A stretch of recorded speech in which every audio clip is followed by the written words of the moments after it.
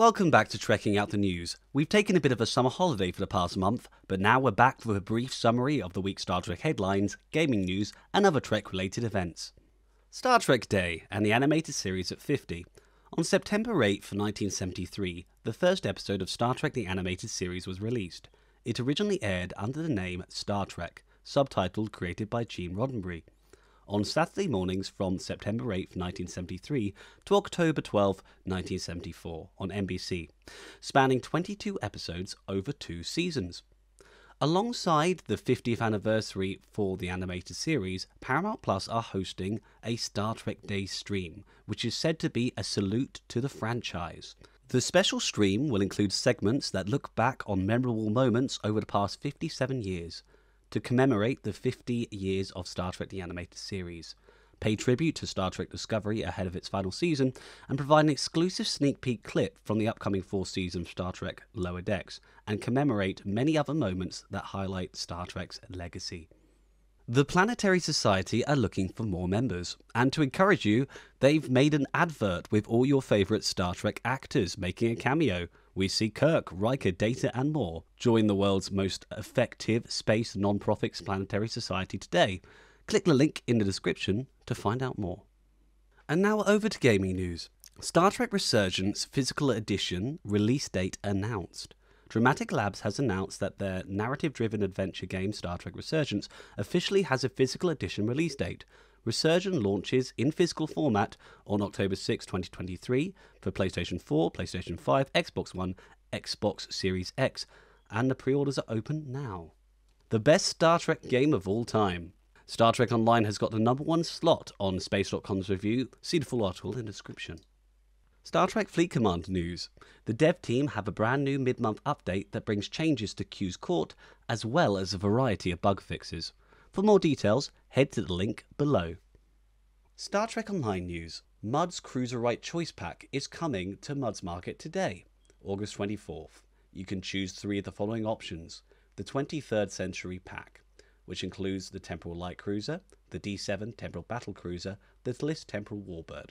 You could also choose the Jem'Hadar Light Battle Cruiser, the Walker-class Light Exploration Cruiser, 50 Master Keys, 16 Elite Bridge Officer upgrade tokens, 300 pack of Lobby Crystals, 10 Ultimate Tech upgrades.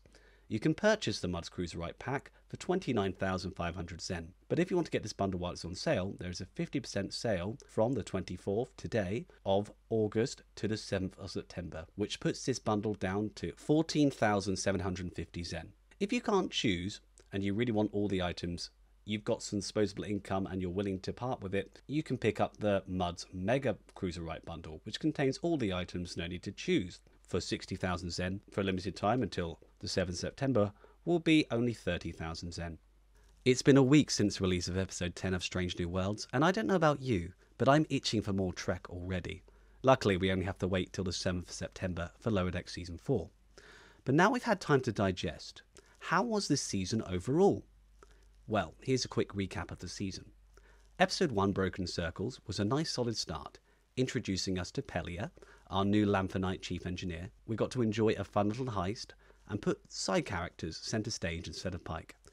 Episode 2, Ad Astra Par Aspera, was a very serious episode compared to Episode 1, with a whole Law and Order style, with Unachin Riley, aka Number 1, facing a court-martial, imprisonment, and dishonourable discharge, all because she's Illyrian, a race that use genetic engineering as part of their culture, which as we know is banned in the Federation. This episode included themes of prejudice and racism, but also hopes for a better future in classic Trek tradition.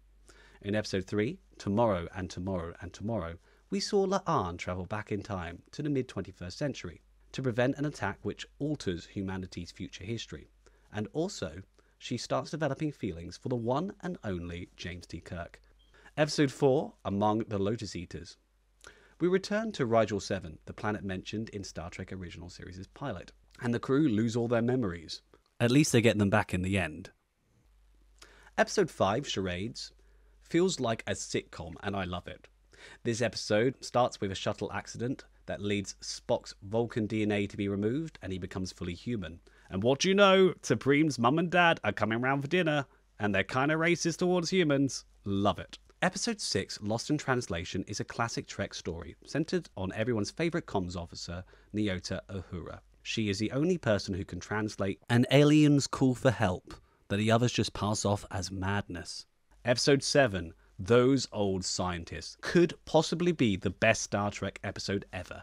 Second only to Trials and Tribulations, the DS9 TOS crossover. An accident while investigating a time portal sends Mariner and Boimler from lower decks through time to the 24th century, and Captain Pike and his crew have to get them back before they can alter the timeline. This mesh of my two favourite series was beautiful. Even as I'm recording this, I want to go watch it a fourth time. Episode 8, Under the Cloak of War, was a complete 180.